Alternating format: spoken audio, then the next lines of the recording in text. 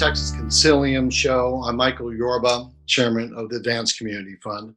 All right, we have as our guest today Todd Dauphinais. He is a managing partner of Clavis Capital Partners. And Todd, welcome to the show. Thanks for being here. Thanks, Michael. Appreciate it. All right, congratulations on your nomination of the Texas Consilium Business Excellence Award. I really appreciate you participating with that. And thanks for taking the time to share the interview with us. So our objective today is just to let you tell us in your own words about your company and about what your company does that separates you from the rest of the people in your industry sector. So tell us about your company and your business. Sure. Well, I appreciate that. And thank you again for having me on today and for being considered for this award. I started Clavis Capital Partners 7 years ago, and I did so specifically because balance of my career, most of my career was spent as an operating person. I was the CEO of a manufacturing company for a number of years and had a number of senior executive roles that were primarily in the industrial sector. And when I decided to make the switch over to becoming an investor and developing an investment fund, I looked around the landscape of the kind of private equity world, and I didn't find a lot of people who were very operationally oriented. There's a lot of very good, very intelligent investors out there, but a lot of the people that I was running into were really more finance, had more financial services background, investment banking backgrounds, things like that. And so I had a vision at the time to create a firm that was specifically staffed by and run by people who had strategic and operating backgrounds, and was specifically focused on investing in U.S.-based manufacturing companies, because it was something that I knew a little bit about, and it was an area that I was comfortable with. And so fast forward 7 years, we now have a team of people, all of which come from operating backgrounds or strategic backgrounds. A couple of us have been CEOs before of manufacturing or industrial companies. Even our mid-career individuals all come out of operations in some way. We don't hire investment banking people. That's just not our ethos. We really set out to create something that was unique, that was different. And the thesis at the time was that both sellers of businesses, people looking for investments in their businesses, would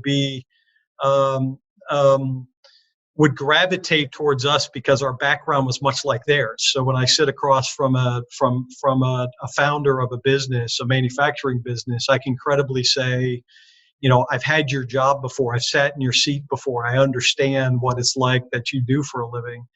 And that does resonate, and it also resonates with our investors who would rather have somebody who has some intimate knowledge of those businesses. So over the last 7 years, we've crafted that, and we believe that we've been able to accomplish some of that. We're not done yet. We still have a lot more work to do, but that's really what we set out to do, and what we think makes us unique.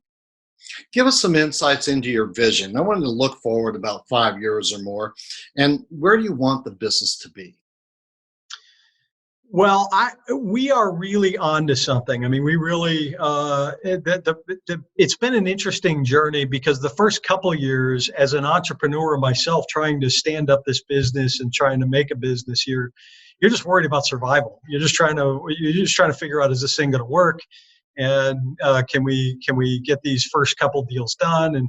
But after a while, you start to get some momentum, and that's really where we've been the last couple of years. And so I actually spend a fair amount of my time thinking about the next 5 years, trying to think about, how do I build something that outlasts me, that's going to still be in existence long after I'm gone? How do I build the infrastructure and the people underneath me to be able to carry on this unique vision and this differentiated vision well beyond the time when I'm gone? And So I spend a lot of my time thinking about that. We have a couple different business units we're looking to launch over the next 5 years. We want to take this unique vision that we've been able to implement in the manufacturing space and apply that into other areas, real estate and some other things. And then the other thing that I'm actively working on is finding a younger version, really, of me, somebody who's just started out in the business, and backing that person, or maybe it's a couple people, but basically looking at how do we find good, talented young people that want to get into this business and could really succeed in this business, and put some backing behind them and make them successful. And so almost launching mini businesses, mini Clavises is something that we've spent a fair amount of time looking at. So that's really that's occupied a lot of my time over the last year or so, trying to put that blueprint in place. I want to applaud you for that answer. That is a great answer. You've got some really good foresight, and I really appreciate you answering it that way. What makes your business special? What's your differentiator? Where's your disruption line? What changes the whole model about why you are different than everybody else in your industry sector? That's a great question. I'm glad you asked me that. We really think that we are different than other PE firms, other private equity firms that are out there, because all of our staff have all lived most of their career in operating roles as opposed to financial roles. And that really provides you with a different viewpoint, a different perspective than most people, I think, in our position. We usually have a leg up if we're walking into a room to meet with a founder of a business that we're looking to acquire. And if that founder has met with 2 or 3 other private equity firms, almost always we will show extremely well, because we don't look like other people. We have that operations and that strategic background. We work really hard on that to make sure that that how we present ourselves and how we tell our story highlights that we are different than those guys. And that's a lot of our marketing messages. If you're looking for those guys, then there's plenty of those guys. But if you're looking for people who have actually sat in your seat, have actually run a business before, and knows how to run a manufacturing business, and has that experience in their career and their background, then we're one of the few groups that do that. And that's what really makes us different. Sometimes that resonates, sometimes it doesn't, but it does more often than it doesn't. And that's really all I needed to do. Now, the Texas Consilium Award is based on business excellence, and the criteria encompass such areas as customer satisfaction, operational excellence, employee satisfaction, and business performance, and more. Describe how your company exemplifies excellence. Well, it starts with the people who we employ, and we have a very rigorous bar of the types of people that we bring into our organization, and that's by design, because even beyond me, I'm the face of the organization, but every single one of our team members have direct interaction with our portfolio companies, with our lending partners, with our investors, etc. That does not all flow through me. I have a great staff of people who work with me, and they have to be able to carry that message just as effectively as I, as the founder, do. And so the beginning of that excellence really is with the people that we bring on. We're extremely selective. As I mentioned, we don't hire investment banking backgrounds. We hire very specific backgrounds.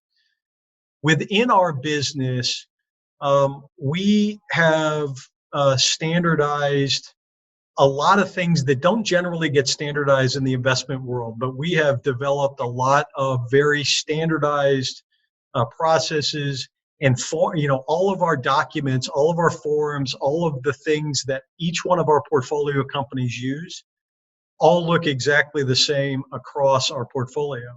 We actively bring the members of our portfolio together to share best practices, because the guy who's running an aerospace business in Florida and a commercial printing operation in Seattle might not seem to have a lot in common, but when you put those two together, it's amazing how best practices get shared.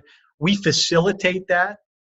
We try and make sure that everybody sort of is sharing as much as we can, but we very much standardize on a lot of things, and that makes our process a lot easier. And it also helps us replicate when we do a new deal. We already have the set of documents and the set of tools that we're going to use, and they all kind of are the same. All right. If you were speaking to an audience of Texas business leaders wanting to improve their own business and leadership throughout their leadership journeys, what lessons have you learned that you would most like to share? A great question. The biggest, there's no shortage of advice out there on how to be operationally excellent and how to be strategically excellent and all of those things. The advice that I would share to anybody, whether it was other investors or anybody in any industry, is be different.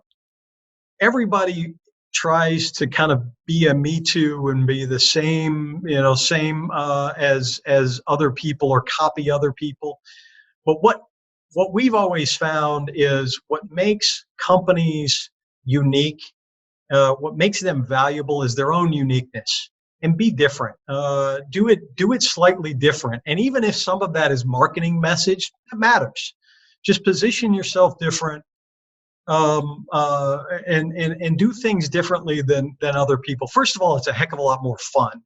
And everybody wants to be unique, and everybody rallies around being unique and being a unicorn and those kind of things. So usually, and I give this advice to people all of the time, is whatever you do it good, but do it differently.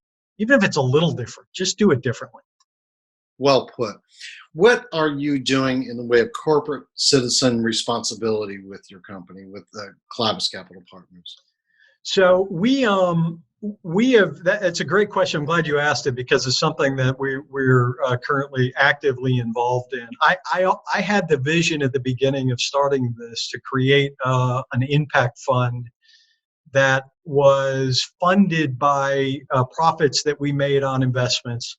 And as some of those profits got allocated to this fund, that this impact fund could go do good in the world. And we have just now started to get to the point where we're starting to implement that. We've just started to actually file the paperwork necessary to make that into a real thing.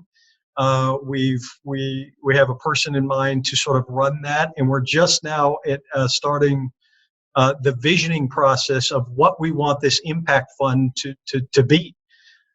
We have a vision that we want it to be very targeted at helping people in our community, in this community in the Dallas-Fort Worth area, and being very, as opposed to just donating money to another big organization or another entity.